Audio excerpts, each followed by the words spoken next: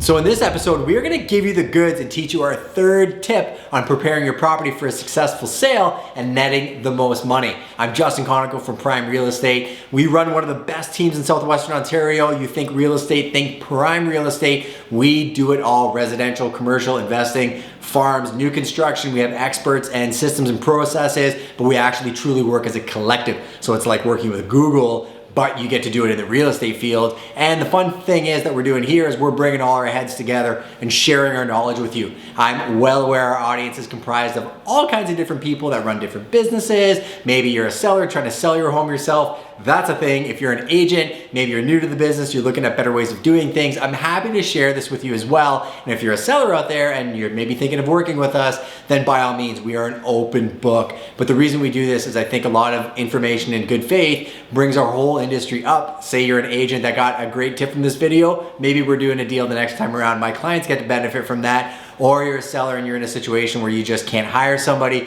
I mean, by all means, we are here to guide you guys as best as we can and just help our community. So let's get right to it. So you've already been through looking at the market conditions and the actual state of the property. Those were the first two episodes. If you didn't watch them, go back and watch them right now. And now you're getting to the part of pricing, the most important part of any listing. Now, how do you come up with the price for a property? You look at your neighbor's house, you think mine's nicer, I'm gonna add $25,000 to that. Again, for sale by owners, that happens all the time. Do not make that mistake. Maybe you're gonna call 5 agents and get opinions of value, maybe take the average of that and then just put it up. You gotta keep in mind, every single person that comes through the door and gives you a price has an end goal in mind. Maybe they want to get a sign up and they're going to tell you whatever price because you're the boss, and yeah, they'll try it and they'll see what happens. But what do you really think is going to happen if you overprice your listing? It's going to sit on the market, you're going to reduce the price, and then the offers are going to come in significantly lower than the price you reduced to. Now, you got to keep in mind when you're pricing a property,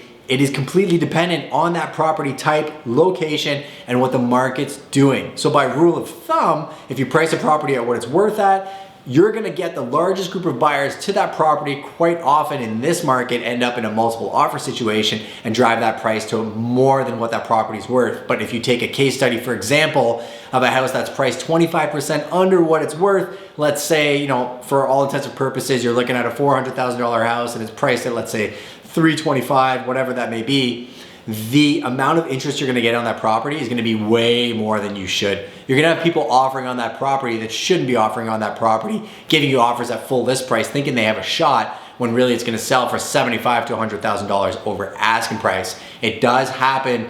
A lot of real estate agents will look at a property like that, and when they're consulting their buyers and say, no, list price means absolutely nothing. They actually gamified this because they want 15 people at the table, because that really puts you in that situation where you get way more than you're asking for, but then go to the other end of the spectrum, overpriced by 25%.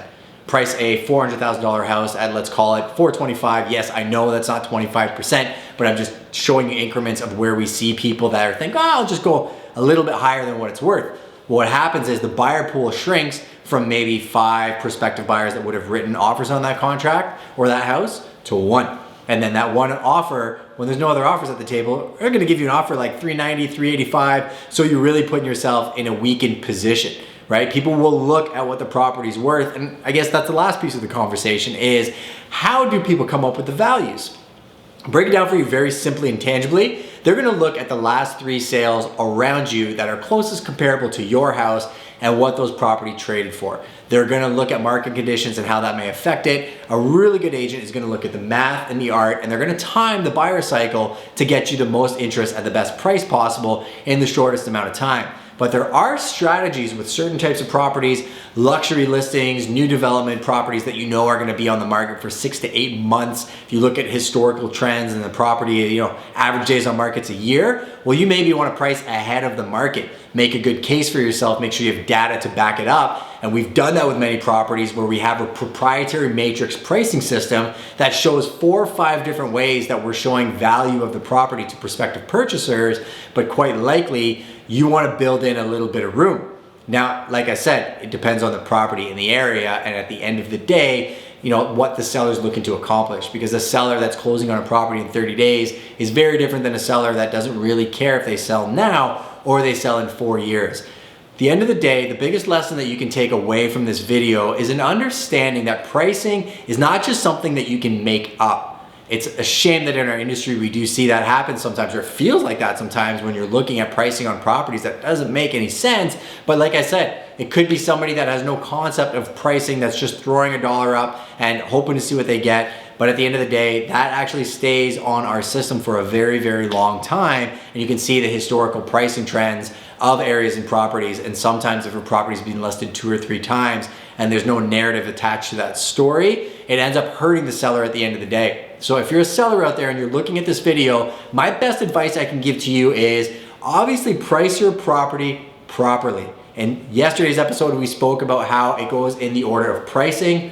marketing, and condition. So for a low enough price, you will sell your property, I guarantee you that. But if you're pushing for a higher price, the condition better be decent. And then tomorrow we're gonna get into the marketing side of things, because not all agents are created equal and not all sales are created equal. The price, conditioning, marketing aspects of a property can make a massive difference, like talk to the tune of like $40,000 to $100,000 in where the sale price actually happens. And I think a big misnomer in our industry is that the market sets the price. We have case study after case study that shows that that is not accurate. Hopefully you guys got some value from this video. I really appreciate your attention. We're trying to really just sharpen our sword and share our journey with you guys. The only thing that I ask is that you subscribe, leave a comment, help share this out on whatever platform, whatever groups you think it might be relevant to people. And if you want us to shoot specific content or you want specific answers, just fire me a DM. I promise you we'll address it, and I appreciate your attention as always.